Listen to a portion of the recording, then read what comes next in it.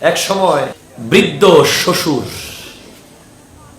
এই বৃদ্ধ মানুষগুলোর কোনো দাম নাই সমাজে।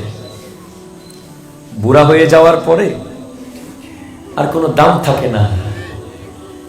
সন্তান বড় হয়ে গেছে, অফিস থেকে এসে সে অনেক টায়ার্ড, বাবার সাথে কথা বলার টাইম তার নাই। নাতি নাতনি আধুনিক ইংলিশ গ্রামার স্কুলে পড়ে, দাদা তো আর এগুলো বুঝে না। দাদা এক সময় সমাজের অনেক বড় রাজা দিরাজ ছিল, সমাজের মেম্বার ছিল, চেয়ারম্যান ছিল, সর্দার ছিল। কিন্তু আজকের দাদা যত বৃদ্ধ হচ্ছে তত অসহায় হয়ে যাচ্ছে, যেন বার্ডেন।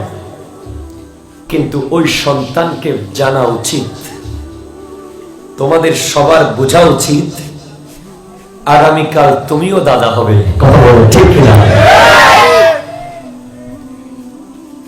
এক স্ত্রী তার স্বামীকে ফোর্স করলো যে ঘরের মধ্যে হয়তো তোমার বাবা থাকবে অথবা আমি থাকবো, তোমার বাবার পেরেশানি আমি আর সহ্য করতে পারি না। বলে কি পেরেশানি? তোমার বাবা সকালবেলা ঘুম থেকে ফজরের নামাজের সাথে সাথে চা চায়, ঠিক কিনা? তোমার বাবা সকাল 10টা হতে আবার একটু নাস্তা খুঁজে। তোমার বাবা দুপুরে আমরা 2টা 3টা বাজে খাই, তোমার বাবাকে নামাজের সাথে সাথে ভাত দিতে হয়। তোমার বাবা বিকালে আবার চা চায়, সন্ধ্যার পরে তাকে আবার ওষুধ দিতে হয়। রাত্রেবেলা এশার নামাজের সাথে সাথে তার খাবার তৈরি করতে হয়। এশার নামাজের পরে কি রাত হয়? রাতের 12টার পরে না রাত শুরু হয়? জোরে বলেন নাউজুবিল্লাহ, জোরে বলেন না। বলে তাকে নিয়ে যাও। It is quite impossible for me to tolerate your father. তোমার বাবাকে সহ্য করা আমার পক্ষে সম্ভব নয়। তাকে ঘর থেকে কোথায় রাখবে রেখে আসো, না হলে আমাকে রাখো। একটা বড় নামকরা শিল্পী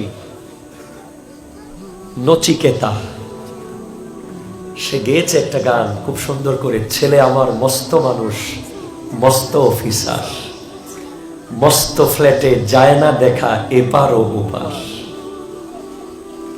আমার ব্যবহারের সেই আলমারি আর আয়না, এসব নাকি বেশ পুরনো, ফ্ল্যাটে রাখা যায় না।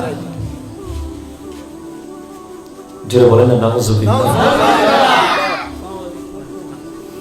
এক সময় সন্তান বাধ্য হয়ে, ছোট নাতি আছে না নাই?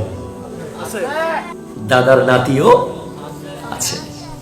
নাতিকে নিল, মানে সন্তান তার সন্তানকে নিল এবং নিজের বাবাকেও সাথে নিল। বলে চলো আব্বা তোমাকে বেড়াতে নিয়ে যাব। অনেক দূরে এক জঙ্গলে নিয়ে যাওয়ার পরে বলে আব্বা তুমি এখানে বসো, আমি আসি। বাবাকে বসিয়ে বলে আমি আসতেছি। এই কথা বলে চলে আসতেছে। অনেক দূর আসার পরে ছোট্ট নাতি আছে না দাদা, বলে আব্বা আমার দাদা কই? বলে তোমার দাদাকে রেখে আসছি। কোথায়? বৃদ্ধাশ্রমে। কেন? তোমার মা সহ্য করতে পারে না তাই। তো ওই ছোট্ট বাচ্চাটা বলতেছে বাপকে, ও তাই নাকি আব্বা, তাহলে তোমাকেও আমি রেখে যাব এরকম না? তাহলে তোমার বয়স যখন আমার দাদার মতো হবে তখন আমিও তোমাকে রেখে যাব, তাই না বাবা? ওই সন্তান সাথে সাথে অঝরে কান্না করে বলে না বাবা, আমি ভুল করেছি। তাড়াতাড়ি বাবার কাছে চলে গেল। আব্বা আপনার বউয়ের কারণে আপনাকে রেখে যেতে চেয়েছিলাম, কিন্তু আমার ছোট্ট সন্তানটা আমার চোখ খুলে দিয়েছে। আমি যদি আমার বাবাকে রেখে যাই, কালকে আমার ছেলে আমাকে রেখে আসবে। কথা বলেন ঠিক কিনা? আর যদি হাত তুলে বলেন ঠিক কিনা? সন্তান যদি নসিবে নাও থাকে, পুত্র সন্তান, আল্লাহ পুত্র দেবে এই জন্য যাতে সে তার বাবাকে যে কষ্ট দিয়েছে সে যেন সেই কষ্টটা বুঝতে পারে। দাদাকে গিয়ে বাবার কাছে গিয়ে বলে, আব্বা আমার ভুল হয়ে গেছে, বাবা আমাকে একটু মাফ করে দেন, আমি আপনাকে নিয়ে যেতে এসেছি। তখন ওই বৃদ্ধ বাবা কেঁদে কেঁদে বলে, আমি জানতাম তুই আমাকে নিতে আসবি, তুই আমাকে রেখে যেতে পারবি না, কারণ আমি আমার বাবাকে রেখে যাই নাই।